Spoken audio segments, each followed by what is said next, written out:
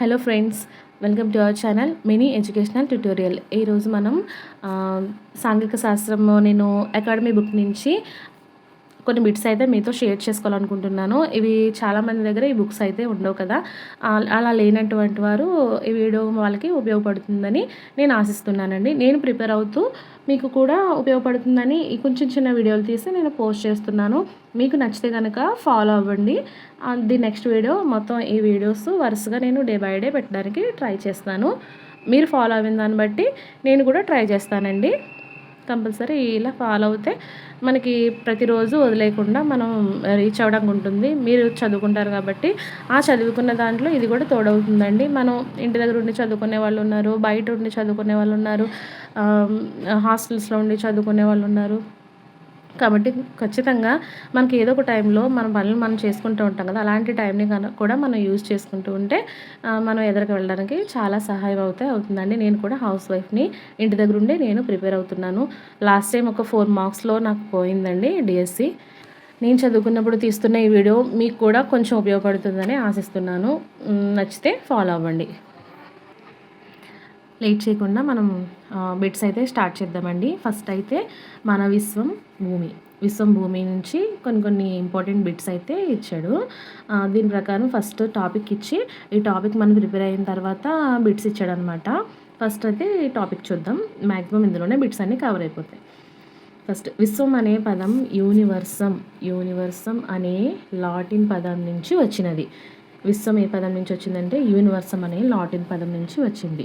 దీని అర్థం మొత్తం పదార్థం మరియు మొత్తం అంతరిక్షం. విశ్వం అనే పదం యూనివర్సం అనే లాటిన్ పదం నుండి వచ్చినది. దీని అర్థం మొత్తం పదార్థము మరియు మొత్తం అంతరిక్షం. నెక్స్ట్, విశ్వం సెకనుకు ఎన్ని కిలోమీటర్ల మేర విస్తరిస్తుందంటే 70 కిలోమీటర్ల మేర విశ్వం సెకనుకు విస్తరిస్తుంది అనమాట. నెక్స్ట్, విశ్వ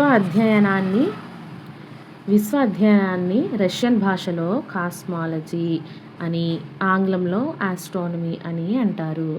రష్యన్ భాషలో ఏమంటారండి? కాస్మాలజీ అంటారు. ఆంగ్లంలో ఆస్ట్రానమీ అని దేన్ని అంటారు? విశ్వాన్ని. ఓకేనా? విశ్వాధ్యయనాన్ని మనకి రష్యన్ భాషలో కాస్మాలజీ అని, ఆంగ్లంలోనేమో ఆస్ట్రానమీ అని పిలుస్తారు. ఇవి మనకి బిట్స్ వచ్చే ఛాన్సెస్ ఎక్కువగా ఉన్నాయి కాబట్టి మనం గుర్తుపెట్టుకోవాలండి. నెక్స్ట్, ఖగోళ శాస్త్రంలో శాస్త్రీయ పరిశోధన గెలీలియో అనే ఇటాలియన్ ఖగోళ శాస్త్రవేత్తతో ప్రారంభమైంది. ఖగోళ శాస్త్రంలో శాస్త్రీయ పరిశోధన గెలీలియో అనే ఇటాలియన్ ఖగోళ శాస్త్రవేత్తతో ప్రారంభమైనది. మహావిస్ఫోటన ఈ సిద్ధాంతాన్ని బిగ్ బ్యాంగ్ థియరీ అని కూడా అంటారండి. మహావిస్ఫోటన సిద్ధాంతాన్ని మొదట జార్జెస్ లెమైటర్ అనే బెల్జియం ఖగోళ శాస్త్రవేత్త ప్రతిపాదించాడు. మహావిస్ఫోటన సిద్ధాంతాన్ని ఎవరు ప్రతిపాదించారంటే జార్జెస్ లెమైటర్. ఈయన ఏ దేశస్థుడు అండి? బెల్జియం దేశస్థుడు. ఓకేనా? నెక్స్ట్, మన విశ్వంలో ఎన్ని బిలియన్ల గెలాక్సీలు ఉన్నాయి? 125 బిలియన్ల గెలాక్సీలు మన విశ్వంలో ఉన్నాయి. నెక్స్ట్, శాస్త్రవేత్తల అంచనా ప్రకారం 4.6 బిలియన్ల సంవత్సరాల క్రితమే సౌర కుటుంబం ఆవిర్భవించింది. శాస్త్రవేత్తల అంచనా ప్రకారం ఎన్ని బిలియన్ల సంవత్సరాల క్రితం సౌర కుటుంబం ఆవిర్భవించింది అని అడుగుతాడు. 4.6 బిలియన్ల సంవత్సరాల క్రితమే సౌర కుటుంబం ఆరంభించింది అనమాట. నెక్స్ట్, భూకేంద్రక సిద్ధాంతాన్ని ప్రతిపాదించింది ఎవరు? టాలమీ. భూకేంద్రక సిద్ధాంతాన్ని ప్రతిపాదించినది టాలమీ. సూర్యకేంద్రక సిద్ధాంతాన్ని ప్రతిపాదించినది కోపర్నికస్.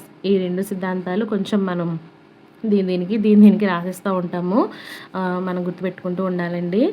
నేను ఎలా గుర్తుపెట్టుకున్నానంటే, భూకేంద్ర సిద్ధాంతం కదా, టాలమీ అంటే టామీ అనుకోండి. టామీ అంటే కుక్క పేరు. కుక్క ఎక్కడ తిరుగుతుంది? భూమి మీద కదా తిరుగుతుంది. కాబట్టి భూకేంద్రక సిద్ధాంతాన్ని టాలమీ అని గుర్తుపెట్టుకుంటే ఆటోమేటిక్గా రెండోది మనకి గుర్తుండిపోతుంది. సూర్యకేంద్ర సిద్ధాంతాన్ని కోపర్నికస్ అనమాట. ఓకేనా? జస్ట్ జోక్ అండి, మనం గుర్తుపెట్టుకోవాలి ఏ రకంగానైనా. ఓకేనా? నెక్స్ట్, నిహారిక పరికల్పన సిద్ధాంతం ప్రతిపాదించింది ఎవరు అంటే ఇమ్మాన్యుయల్ కాంట్. ఈయన జర్మనీ దేశానికి చెందినవాడండి. ఇమ్మాన్యుయల్ కాంట్ నిహారిక పరికల్పన సిద్ధాంతాన్ని ప్రతిపాదించాడు. ఈయన ఏ దేశానికి చెందినవాడంటే జర్మనీ దేశానికి చెందినవాడు. ఈ కాంట్ ప్రకారం ధూళి రేణువులు గురుత్వాకర్షణ బలం వల్ల ఒకదానికి ఆకర్షితమే పదార్థంగా ఏర్పడ్డాయి. కాంట్ ప్రకారం ఏంటండి? ధూళి రేణువులు గురుత్వాకర్షణ బలం వల్ల ఒకదానికి ఆకర్షితమే పదార్థంగా ఏర్పడ్డాయి అని అర్థం. నెక్స్ట్ రేణువుల మధ్య ఉష్ణోగ్రత పెరిగి వాయు రూపం పొంది కాంతిని విడుదల చేయడం జరిగింది.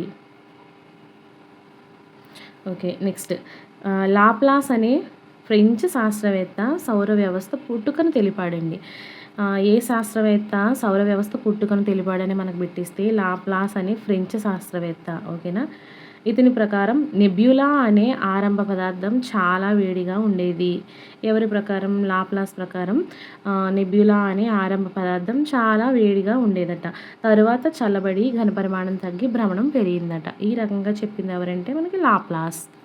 ఓకేనా. నెక్స్ట్ ప్రస్తుత విశ్వం 13.7 బిలియన్ సంవత్సరాల క్రితం చిన్న అణువు నుండి ప్రారంభమైనది.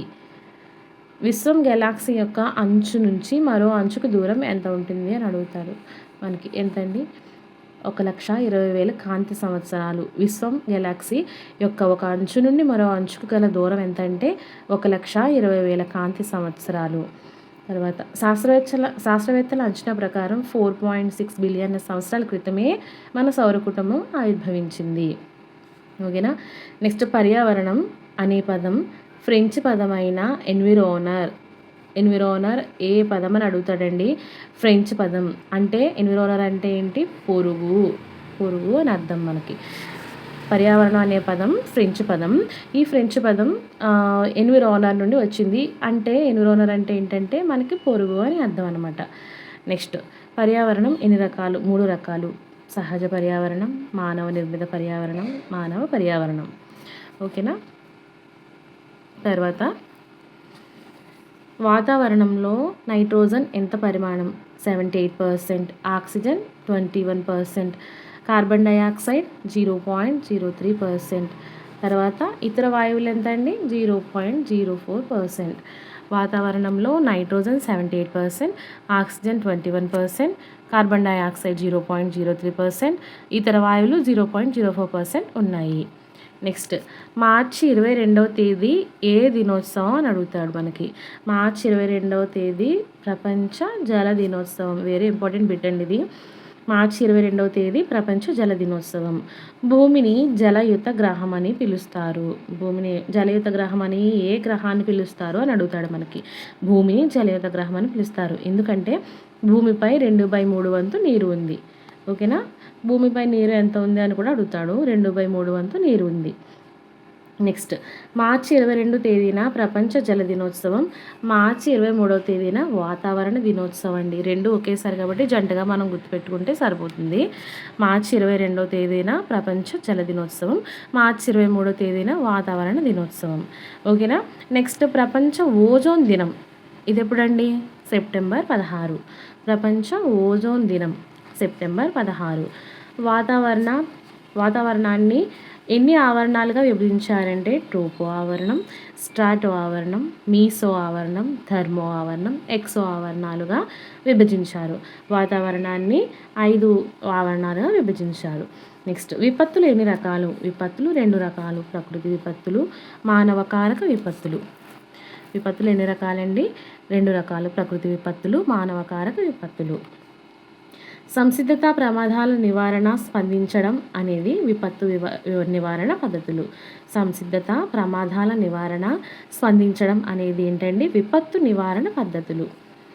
విపత్తు కలిగినప్పుడు ప్రణాళిక రూపొందించి నిర్వహించడం మరియు అమలు చేయడం యొక్క నిరంతర సమగ్ర ప్రక్రియను విపత్తు నిర్వహణ అంటారు.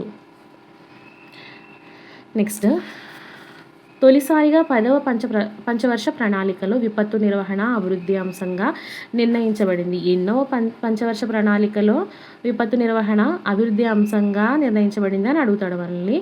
10వ పంచవర్ష ప్రణాళిక అండి. ఇది కూడా చాలా ఇంపార్టెంట్ బిట్, గుర్తుపెట్టుకోవాలి. ఇప్పుడు వరకు మనం ఇంపార్టెంట్ బిట్స్ చూసాం కదా. దీని తర్వాత మనకి ప్రశ్నలు ఇచ్చాడనమాట. ఒక్కొక్క దానికి ఆప్షన్స్ ఇచ్చి 4 ఆప్షన్స్ క్వశ్చన్స్ అయితే ఇచ్చాడు. ఈ బుక్ ఉన్న వాళ్ళు ప్రిపేర్ అవుతారు, లేని వాళ్ళకి కొంచెం ఇది హెల్ప్ అవుతుందని చెప్పి ఆ ఉద్దేశంతో నేను చేస్తున్నాను ఈ వీడియోస్. మీరు డైలీ ఫాలో అవుతుండండి. నేను డే బై డే కంపల్సరీ ఒక్కొక్క వీడియోనైతే పోస్ట్ చేస్తూ ఉంటాను. మనకి చదువుదా రివిజన్ అయిపోతుంది. మీరు ఆల్రెడీ చదివే ఉంటారు కాబట్టి నేను చెప్పేది ఒక ఇయర్ ఫోన్స్ పెట్టుకొని వినేస్తూ ఉంటే కొన్ని బిట్స్ తెలియలేనివి ఏమన్నా ఉంటే మనకి వస్తూ ఉంటాయి అనమాట. ఎంత చదివినా మనం మర్చిపోతూ ఉంటాం కదండి, కొన్ని కొన్ని బిట్స్ అయితే పోతాయి. అలాంటి బిట్స్ ఏమైనా మీకు ఇవి విన్నప్పుడు చెవిన పడితే మనకి ఏ రకంగానైనా ఒక హాఫ్ మార్క్ అయినా మనకి ప్లస్సే కదండి. కాబట్టి ఫాలో అయిపోండి. కొంచెం ఏ రకంగా చేసినా కానీ మనమైతే టైంని అయితే అస్సలు వేస్ట్ చేయకూడదు. 2x స్పీడ్లో పెట్టుకొని మీరు వినేస్తే టకటక ఫాస్ట్గా మనకి ఎన్ని బిట్స్ చేస్తే మనకి అంత తొందరగా సిలబస్ అయితే కంప్లీట్ చేసేయాలన్నమాట. ఓకేనా? మన టార్గెట్ అయితే మిస్ అవ్వకూడదు. ఇంకా లేట్ చేయొద్దు. జీవరాశి ఉన్న ఏకైక గ్రహం భూమి. విశ్వాన్ని అధ్యయనం చేసే శాస్త్రాన్ని రష్యన్ భాషలో ఏ పేరుతో పిలుస్తారు? కాస్మాలజీ. ఆంగ్లంలో ఏమని పిలుస్తారండి? కామెంట్ చేయండి. టెలిస్కోపును ఎవరు కనుగొన్నారు? గెలీలియో. విశ్వం ప్రతి సెకనుకు ఎంత విస్తరిస్తుంది? 70 కిలోమీటర్ల మేర విస్తరిస్తుంది. మహావిస్ఫోటన సిద్ధాంతాన్ని రూపొందించింది ఎవరు? జార్జెస్ లెమైటర్. విశ్వంలో ఎన్ని గెలాక్సీలు ఉన్నాయని అంచనా వేయబడింది? 125 బిలియన్లు. ఇవి నేను ఆల్రెడీ చేసేసి ఉన్నాను కాబట్టి బిట్స్ టిక్ చేసేసి ఉన్నాయండి. నాకు వీలైతే ఇవి అరేంజ్ చేసేసి నెక్స్ట్ వీడియో నుంచి నేను పెట్టడానికి ట్రై చేస్తాను. ఓకేనా? నెక్స్ట్, గెలాక్సీలో ఒక అంచు నుంచి మరొక అంచుకు చేరేటకు పట్టే సమయం ఎంత? 1,20,000 కాంతి సంవత్సరాలు. సౌర కుటుంబం ఆవిర్భావం జరిగి సుమారు ఎన్ని సంవత్సరాలు అయినది? 4.6 బిలియన్ సంవత్సరాలు అయినది. భూకేంద్రక సిద్ధాంతకర్త ఎవరు? టాలమీ. భూకేంద్రక సిద్ధాంతకర్త టాలమీ. సూర్యకేంద్రక సిద్ధాంతకర్త కోపర్నికస్.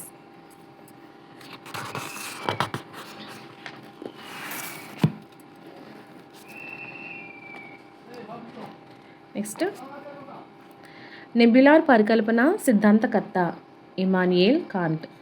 ప్రపంచ పర్యావరణ దినోత్సవాన్ని ఏ రోజున జరుపుతారు? ప్రపంచ పర్యావరణ దినోత్సవం అండి జూన్ 5. ప్రపంచ ధరిత్రి దినోత్సవం ఏ రోజున జరుపుకుంటారు? ఇది ఏప్రిల్ 22. మనకి డేస్ అయితే చాలా ఇంపార్టెంట్ అండి. కన్ఫ్యూజ్ అయిపోతూ ఉంటాం కదా, 1-2 సార్లు మనం చదువుకుంటూ ఉంటే ఆటోమేటిక్గా మనకు గుర్తుంటుంది. ప్రపంచ జల దినోత్సవం మార్చి 22. గుర్తుపెట్టుకోండి. ధరిత్రి దినోత్సవం ఏమో ఏప్రిల్ 22, ప్రపంచ జల దినోత్సవం అయితే మార్చి 22. ప్రపంచ ఓజోన్ దినోత్సవం సెప్టెంబర్ 16. సహజ విపత్తు కాని దానికి ఉదాహరణ ఇవ్వండి అన్నాడు. ఇక్కడ ఆప్షన్స్లో మనకి తుఫాను, అగ్నిపర్వతం, విమాన ప్రమాదం, భూకంపం అని ఇచ్చాడు. తుఫాను, అగ్నిపర్వతం, భూకంపం అనేది సహజ విపత్తు, విమాన ప్రమాదం అనేది సహజ విపత్తు కాదు కాబట్టి మనకు ఆన్సర్ అది అవుతుంది. నెక్స్ట్, ఏ ప్రణాళికలో మొదటిసారిగా విపత్తు నిర్వహణను అభివృద్ధి అంశంగా చేర్చారు? మనం చదివాం కదండి, 10వ ప్రణాళికలో విపత్తు నిర్వహణను అభివృద్ధి అంశంగా చేర్చారు. నెక్స్ట్, గాలి కాలుష్యం వల్ల జరిగే పరిణామం కానిది. ఆప్షన్స్: భూగోళం వేడెక్కడం, ఆమ్ల వర్షాలు కురవడం, వ్యవసాయ క్షేత్రాల క్షీణత, సెల్ ఫోన్ వాడకం తగ్గించడం. గాలి కాలుష్యం వల్ల జరిగే పరిణామం కానిది ఏంటంటే మనకి సెల్ ఫోన్ వాడకం తగ్గించడం అనమాట. నెక్స్ట్, గాలి నీరు రక్షించే మార్గాలలో లేని అంశం ఏమిటి? ఆప్షన్స్లో పునరుత్పాదక వనరుల సామర్థ్యాన్ని పెంచడం, మొక్కలను నాటడం, బయో ఇంధనాల వాడకాన్ని పెంచడం, పారిశ్రామిక రంగాన్ని పెంచడం. ఓకేనా? గాలి నీరు రక్షించే మార్గాలలో లేని అంశం ఏంటి అంటే పారిశ్రామిక రంగాన్ని పెంచడం అనేది ఈ రక్షించే మార్గాలలో లేనిదే కదా. ఓకేనా? నెక్స్ట్, ఈ సిద్ధాంతం ప్రకారం సూర్యునితో సంబంధం ఉన్న గాలి, ధూళి, వాయువులతో కూడిన మేఘం నుంచి గ్రహాలు ఏర్పడ్డాయి. ఏ సిద్ధాంతం అంటే నిహారిక పరికల్పన సిద్ధాంతం. ఓకే. నెక్స్ట్ క్వశ్చన్, ఎన్విరోనర్ అనే పదం ఏ భాషా పదం? ఇందాక చదివాం మనం. ఎన్విరోనర్ అనే పదం ఫ్రెంచ్ భాషా పదం. మహావిస్ఫోటన సిద్ధాంతానికి చెందని అంశం ఏది? ఆప్షన్: ఉష్ణోగ్రత, పీడనం పెరగడం వలన పేలుడు సంభవించడం అనేది కాని అంశం అనమాట. మరి చెందే అంశాలు ఏమిటి? విశ్వం 13.7 బిలియన్ల సంవత్సరాల క్రితం చిన్న అణువు నుండి ప్రారంభమైనది అనేది మహావిస్ఫోటన సిద్ధాంతానికి చెందే అంశం.